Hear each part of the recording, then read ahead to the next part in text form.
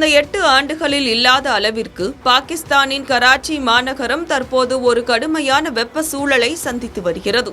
இயற்கை ஒருபுறம் அனலாக தகிக்க, மறுபுறம் அடிப்படை வசதிகளின்றி மக்கள் தவிக்கும் நிலை கராச்சியில் ஒரு நெருக்கடியான சூழலை உருவாக்கியுள்ளது. பாகிஸ்தானின் சிந்து மாகாணத்தில் நீடித்து வரும் இந்த வெப்ப அலை காரணமாக இதுவரை 10 பேர் உயிரிழந்துள்ளனர்.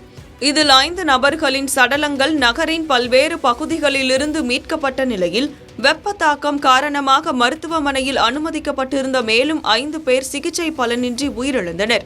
ஈதி அறக்கட்டளை மற்றும் சிப்பா நலசங்கம் அளித்துள்ள தகவலின்படி, உயிரிழந்தவர்களில் 7 பேரின் அடையாளம் இன்னும் கண்டறியப்படவில்லை. வானிலை ஆய்வு மையத்தின் தரவுகளின்படி, கடந்த திங்கட்கிழமை கராச்சியின் 44.1 டிகிரி செல்சியஸ் வெப்பநிலை பதிவாகியுள்ளது.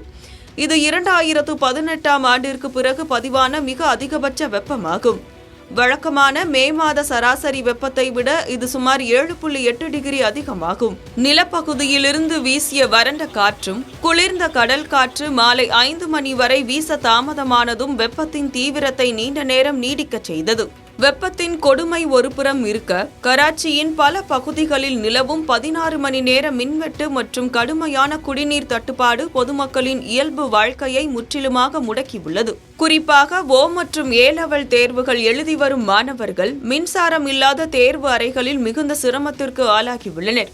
சிந்து மாகாண முதல்வர் சையத் முராத் அலி ஷா இந்த உயிரிழப்புகளுக்கு தனது இரங்கலை தெரிவித்துள்ளதோடு, பொதுமக்கள் அத்தியாவசிய தேவையின்றி வெளியே வர வேண்டாம் என எச்சரித்துள்ளார்.